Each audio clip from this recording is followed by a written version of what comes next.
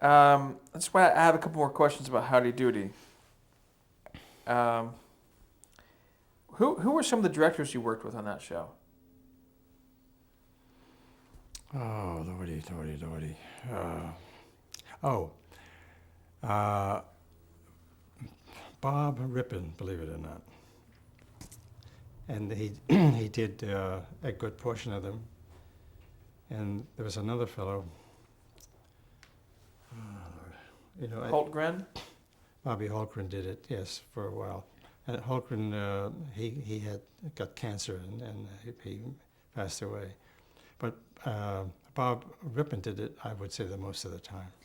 And Simon Ratty? Maybe, but you're asking an old man questions that I'm sure What about the Go on. producers of the show? Roger Muir. Now, he was a very bright guy, too. He was known as E. Roger Muir, just for the record. Yeah, I know what that was for. But I talked to him a while back, actually. He lives in either Vermont or Maine, one of those places now. And they've been wanting to do and trying to do How Do You Do these things ever since, actually. But he was a bright guy, and he had a lot of problems because there was a big war about who owns Howdy Doody, and then they had to take him off the air because it was a legal thing, and they put this beaten up Howdy on for a while, and bandages and everything else. And then another show, I don't know how much later, but they finally they took the bandages off, and of course the bandages were on the new Howdy now, and the new Howdy was the one that they might be all familiar with. But Roger was basically involved in getting all the programming going, and he would go get with Bob, and there was Lou Anderson who played the clarinet and a dozen other instruments, and they had an organ and a piano, and they had all kinds of musical things going that they all got involved in. But I think Roger held it together and basically organized it all, and. This is also Martin Stone was a producer at one point. Did you work with him? Boy, oh, you know what has happened is after at some point I got off Howdy because I went to do the other shows that we're going to talk about. Right. Did Don Knotts appear when you were working on the show? Do you remember? Don Knotts worked with Steve Allen all the time, but I don't remember him being with Howdy. He might have been after you left. He might have been after I went left. And at this point, you started working on several shows at the same time, correct? Yeah, and because the day was 8 hours long plus, and we would do the afternoon things we do in the afternoon and whatever, and. At that time, there were other shows in the studio itself. Like we had a thing called Television Screen Magazine, which was like one of those a magazine that was on the screen. That went on for quite a while, and with a lot of young people, as a matter of fact, and the kids that were on it were like 24, like me. I was about that age then too, and it was a lot of fun. But there was some radio personalities that came on whose name I have totally forgotten. But this lady was on radio for 100 years, and she was a nice lady, and she knew what she wanted, and nobody was going to talk her out of it. And her agent was the same. And so I went down there one day. I was supposed to do her show, and we talked a little bit, and I put her on camera, and it wound up that we became fast friends. And the reason for it was because in the past we had always had these hung lamps and things, or else we had the floor lamps that were pounding in your face. That was thousands of lumens. And of course she didn't like that. And we had gotten cameras now, which are the newer cameras, and I knew we could 125-foot cameras really would do a good job. So I went down there with a couple spotlights, and she sat where I wanted. We had a baby keg lamp that was her light, and there's some fill and some backlight and a little bit on the set. And then she watched the monitor and she saw that, and I could never get away from her because I was part of the show all of a sudden, So But she was a nice lady, but then I wish I knew her name at this point. Hey, think of it later, maybe. Yeah. Talk about TDing the first televised concert with Arturo Toscanini. Uh-huh. Who was Toscanini? Who was Toscanini? He was the NBC Symphony Orchestra's director. Also, he was Italian, excuse me, and he was a great enemy of the Italian government. I don't know how he escaped or whatever, how he came to come here, but he didn't like socialism at all, and that was a big part of his life. So, but when he came to the U.S., I mean, he became a big hit as a conductor. And one of the things is that he was working on, of course, was the NBC Symphony. Every either it was Saturday or Sunday, I've forgotten which one. And when the war came, there wasn't much of that going on, and I think the war was just over then, or else it was close to being over. I've forgotten. And somebody decided that Arturo Toscanini is going to put on a concert, and so we still had the old radio studio then, which was a magnificent place. There was a huge arc of seating and big stages and great sound. They spent a lot of money making the sound perfect in that studio. And so we put our same portable gear that they had into the space that was underneath the audience seats. It was like a rat hole. It was terribly dark. I don't know, it was not very comfortable. But we were in there, and let's see, Margaret Protzman was the like the assistant director, and I'm trying to think of who was the director. It could have been Hal Keith, possibly. At any rate, so we had her with the music, and we had fixed cameras, unfortunately, and I don't remember. We could maybe flip lenses. I don't know whether we had the box zooms yet at that time. But it was. I mean, I was tickled to be able to do it because I love music anyway. And only rehearsal we had was myself and the director and the AD we came in for a rehearsal, and I don't know that we made notes and things about what was going on in the rehearsal, and then we might have even made some camera notes. I'm not sure even that either. It seems to me there was a minimum of that, but I don't really remember. But the show went off like a clock, and it was exciting. Whenever they wanted, because of lack of cameras, positioning all that, and we'd always dissolve to the conductor and get ourselves out of a hole, or you might call it that. And it wasn't anything like you see these days up at Boston, but it was an event, though. Was this the first time that Toscanini had performed? It's first time for television, but was he part of NBC Radio before that? Oh yes. So he had a great reputation. Yeah, of being the NBC's symphony conductor. Right. And I think he had been in Carnegie Hall in around that time, and I think they had made a video, a film, of a lot of the rah-rah songs for the overthrow of the Italian government, I guess is what I got the picture from. Wasn't Toscanini really the brainchild of David Sarnoff? Do you know? I think very much so. Now, I guess he might have been the one that instigated that and then brought him over, but I don't know this story totally either. Actually, we was just a technical guys. Let's go on to the Admiral Broadway Review, which, as I understand it, you joined in 1949, correct? That sounds okay.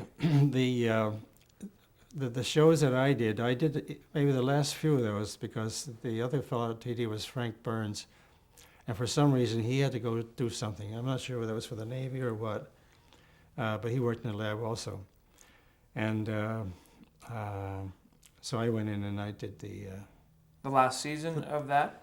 yeah, it was portions of the last season, whatever the end of it was, and then of course Max Liebman was the producer of that, and it was a great big Broadway show. I mean, it's what you would see on Broadway as far as height and space and music and dancing and whatever, and comedy, of course. Who were the stars of that? I have no idea. I really don't know who. Right now, Sid Caesar? It could have been now, but I'm not sure. Sid Caesar, Imogene Coca, Marge and Gower Champion. That sounds like the characters from Show of Shows.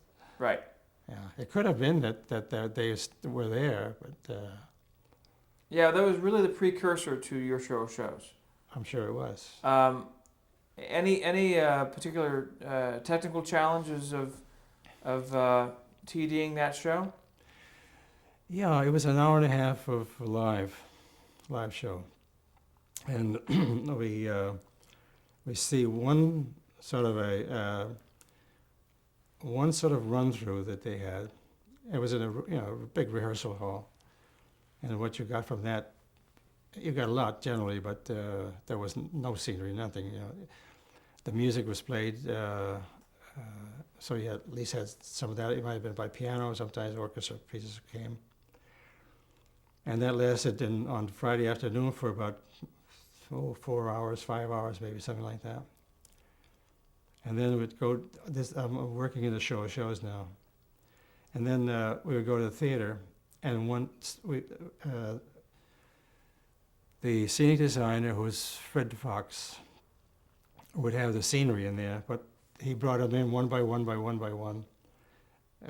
After we arrived. The lighting fellow would put on what he thought was meant to be the lights for each of those scenes. And then by the time they were through, it might have been 8 or 9 o'clock or 10 o'clock. And then the directors and I would usually go somewhere and get a bite to eat and then run down the scripts. And then the next day we would rehearse them and put it on the air. And it went on Saturday nights? Mm-hmm. It was, I'm trying to think what time. The hip parade came after us at 11, so that was 11, 10. 9:30? Could have we been on at 9:30? Mm-hmm. No. So you would come in as a TD for that show about Thursday, you said? So Thursday, Friday, and then Saturday.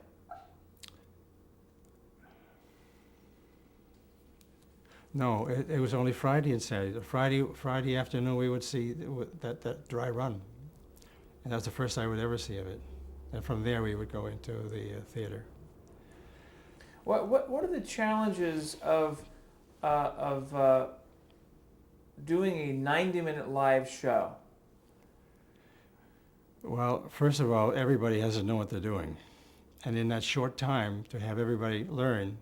I mean, not only us, but all the cast has to be. They got to hit marks. They have to know the words. They have to know what they're dancing to or moving, where they're going.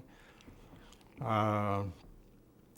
have to rehearse everybody. We had a kind of a crane camera in a ramp at that time that we put in. Then we had a camera in a pit, which was always like floor level. Then there was a camera on the left side, a camera on the right side, a camera on the balcony. And so we had quite a bit of variety, but also this is live audio. And so we had to worry about where the microphone was. And we're not supposed to show microphone moves. And believe it or not, I mean, we hardly did actually show them because we would always arrange somehow at the beginning where we wanted the wide shots, we'd have it out, and we'd have intro music or something, and then or applause or whatever, and then we would go into the next thing, and the guys would come down with the mics and follow who they had to. And those guys were very, very good. There's a 20-foot thing waving down at the cast and stops this far from his face. pretty good guys. What about following the action? The rehearsals were Sid Caesar and Imogene Coca and Howard Morris. Were they consistent from beginning to end, or did they alter it? Well, I think they were very, very, excuse me, very, very good at doing learning what they had to do. But I mean, once in a while they would throw in something, but you sense that, and the middle guy normally has a wider shot of the group, and you always could at them if you had to. But lots of times Sid came up with something, and Howard Morris fooled around. He came first time on the air, man, walked through this door, and he was this little general or whatever he was. And I mean, you had to laugh at the situation. So a lot of things do go on that weren't called for, but not an awful lot, because we had an hour and a half, and we had to be on for an hour and a half and get off, because nobody waited for us, to come back. If we were over, tough. So, but I never, all the time, even the dress rehearsals ran an hour and a half, almost always. Who would be the timer of the show? The AD mostly mostly would do that, and there were different ones, depends on what year we're talking about. And like the directors, by the way, were Keith. Hal Keith was the first one, I think, and then Greg Garrison, who did Tony Martin. He was next, and then Dean Martin. Dean Martin, I mean, Right. yeah. And Bill Hoban was the last one. Did Max Liebman also direct? No, Max was the boss, but he when he saw something he didn't like, I mean, he let everybody know, and then they would either fix it or cut it out or whatever, or he'd have something to tell him, no, do this or whatever. Yes. He's a really I would say a pleasant, hard boss, and he was bright because he had done these things in Tamerman or someplace in the Catskills for quite a while. So his background is theater. Yeah. This was an extension of that, perhaps? I would say just continued, yeah. What was I going to ask you? You were doing this show on Friday and Saturday nights, but then you were doing other shows an earlier week, right? Right. You know what? I have to stop. I'm old and I have to go to the bathroom. Okay.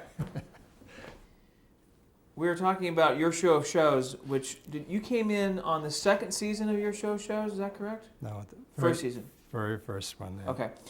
Now that was produced, as we said, by Max Liebman, created by Pat Weaver, or Sylvester Pat Weaver.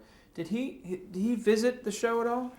He visited, but he I don't think he had anything to do with the production part of it at all. I mean, he was the big boss, and I think he got Max together, and Max, I think, hired all these people, and as a visitor or whatever, or maybe he talked to Max, but I mean, I don't think they said anything to us ever. Describe Pat Weaver for us. Oh, first he's a tall, lanky kind of fellow. He had a pleasant manner. I don't know what to say about him except that he obviously had thoughts about what was good for television, and of all the things that he was involved in, like the Today Show and all the other things that he created for the company. It was a big loss when he left, because I think television fell apart. I think one of the reasons it sort of went on a hiatus was because they had someone else come in there, and all they knew how to do was call their friends in California and say, hey, I need a half-hour something, musical or whatever. And then all of a sudden, all the live things went down the toilet, and these films started rolling in. And so it was really a bad situation. It's too bad Pat went, because it could have continued, I'm sure. And just for the record, he became the president of NBC Network, and really I think so. Did some groundbreaking work there. Good. You mentioned one of the force of the live television. One of the huge ones that came out of NBC in the mid-50s was what was known as the Spectaculars. How did you become involved with that, and describe those for us? Well, the reason I was involved is because Max Liebman did those productions. And of course, after working with Max, and he's right next to us right here all for those years, and we all knew each other.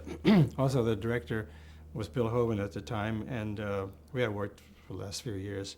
Actually, by the way, Bill Hoban brought a lot of innovations, I would say, called to the show, because if it weren't for him, we would never got this Chapman crane, which was a huge camera crane, which let us go up and down and left and right and move and all those things. And it made a nice, more pleasant looking program that we had to do. And so I think Bill was a guy who liked musicals, and he watched the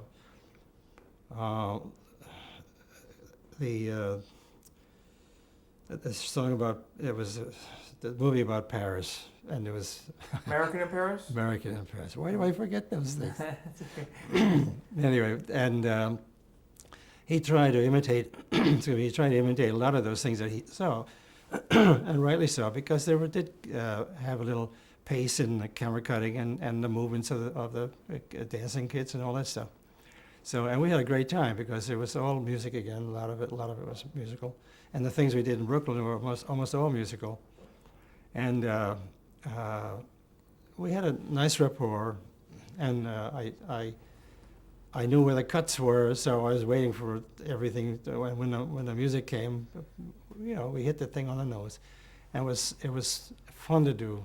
And also, the very first show that we did was in Brooklyn, and our superstar was Betty Hutton in her cowboy outfit.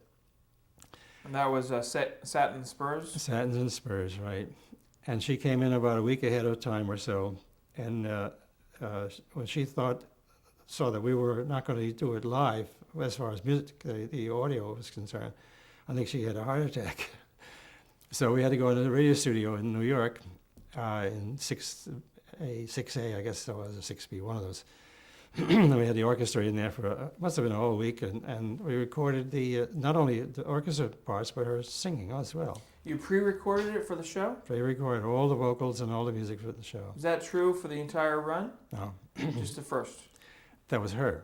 And then there was a lot of grumping about that, because even the papers were bitching because it wasn't her singing, it wasn't live, it was whatever. And I think they all knocked it. I didn't like it particularly because I didn't like the quality. I mean, when you're far away, I mean, there's a difference in what you see when the tape goes up. You know? So, and she was a dilly when we did the show as well, because I'm sorry, what? She was a dilly. A star is a star, and then she wants to be known as a star, and she was. Excuse me. But anyway, the show went on with a lot of it was the first major thing. We had 2 camera cranes in there. We had 4 microphone booms. We had 5 total cameras in there. There was a 50-piece orchestra actually in there also, and tons and tons of engineers and dancers and singers and stagehands and lighting people. I mean, everybody almost needed a roadmap and not to get in everybody's way. It was a miracle that all those things came, and live also. And in color, wasn't it? And color, right. Now, this was a big transition, wasn't it? It was a huge transition. What kind of changes did you have to do to adapt to color television? Well, first of all, from the black and white point of view, the cameras are a lot heavier and bigger, and they're big monsters. You've seen them. And the other thing was that you needed a ton of light, and you couldn't get away with 100-foot candles of light. They had to be like 1,000-foot candles or so. Not only that, the scenes were 30 feet high, right up to the grid. And so that was great for the show, but again, where are the lights going to be? They're up in the grid too, so guess what? They had to put in more lights, of course, and then the heat comes up. It was a lot of things of that nature which were miserable, and however, we had a lot of people that knew what they were doing, and I mean, the first show went off all right. I think it went off without a hitch, actually. And other shows that we did there were similar. And my favorite of the whole thing was that Merry Widow. Yeah, Merry Widow. Was that so? Yeah. I mean, the name of the show? Yes. Marietta, you mean? Not even. No. No. No. Not even. No. The Merry Widow. Yes. There was a Merry Widow. April 1955. Okay, it sounds right. Ann Jeffries. Okay. Yes. And Barry Sullivan starred. Now the reason I that enthused me was because this is the first we had a second studio which wasn't really built yet, but we had huge elephant doors that led to the outside backyard. And at the very beginning of the show, we wanted to have the star ride in with horses in a wagon. So they cleared the backyard for us, got a stagecoach and the horses, and had a driver and all that stuff. And these people were in the wagon. And we had the elephant doors open for the very top of the show. And of course, in the daytime, we had rehearsed it with no lights because there's no, daytime you don't know what you got for lights. So, but what happened was that the horse and carriage comes by, and they come up to a ramp. The people go. It's one of these programs that pictures that just keeps going. And as they walked into the door, they give the coach to the right people. They wander off in a little place, and you see more scenery. And then as they keep going, there's different things happen until we get to the main dance hall. And then as we get near the dance hall, the crane goes way, way up in the air, and there's everybody waltzing on the floor. And it's a great opening for a amateur bunch of television guys. But the miracle was that we had never seen it. See, so Fred. You hadn't seen rehearsal, you mean? Well, we in lights, for the outside. My friend Fred, who passed away recently, the lighting guy, Red. Well, I forgot his name too. Sorry, Red. Anyway, so he had lighted the thing the way he thought, and we had orange lights, and we had all. The scene was perfect for outside, and I just can see it right now as like one of those things that we hadn't seen afterwards. So.